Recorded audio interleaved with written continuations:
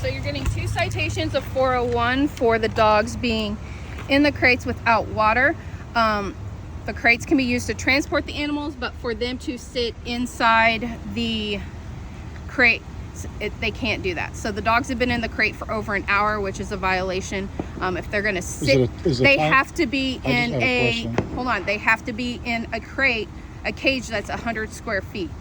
So this is, you can use to transport, but other than that, they can't sit in this truck in these crates. So it's against the law in the city of Indianapolis to have a dog in a dog crate?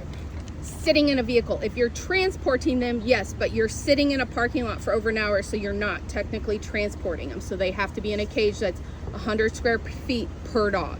100 square feet per dog for a cage if they're sitting? Yes, because they're sitting. So if you transport a dog in the state of Indianapolis, if I stop at a gas station going for a pack of cigarettes and keep going, but your vehicle has been sitting here for over an hour, so you're considered a parked vehicle. Can you tell me what the statute is for how long a time the vehicle has to remain seated before it becomes a violation? I do not. We don't have that. Does the ordinance actually say that? I mean, is it just something you don't know offhand, or is it something that the ordinance says once a vehicle stopped for a longer than 15-minute duration or longer than 10-minute duration? I don't even think it's in our ordinance. I'm not sure. That would be a judge question. So it's not a time limit by the ordinance. Is it then like an officer discretion thing that the dog can't be in a crate and come to a stop?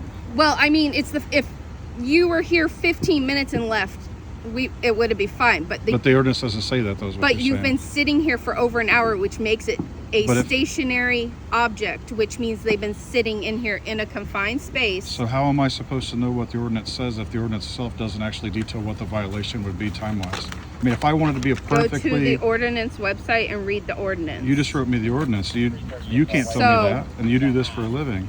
It's because, I just explained to you, it's because the vehicle has been sitting here for an hour, which is considered stationary. So that's what the ordinance says, is if the vehicle remains stopped for an hour. So what does the actual ordinance say?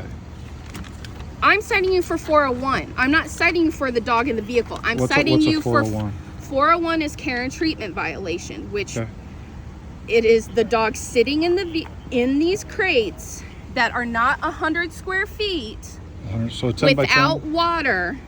So 10 by 10. And they've been in for over an hour. So if I haul a dog in the city of Indianapolis, I have to have them in a crate that's 10 foot by 10 foot? 100 square foot? If you're transporting them.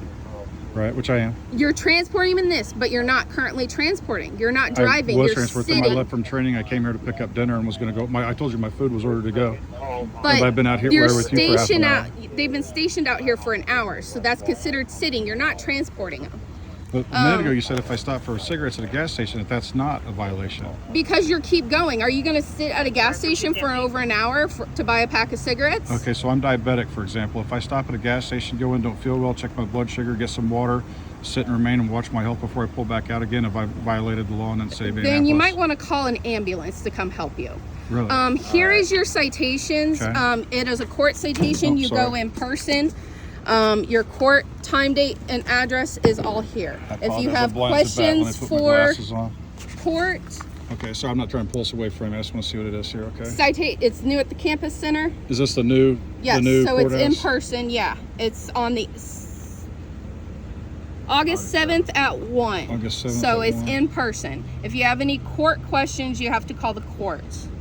And their phone number is down here circled as well. So August 7th at 1 o'clock. And I've never been cited by animal control before. Can you tell me, is this I just, pardon my ignorance, I've never been cited by animal control before.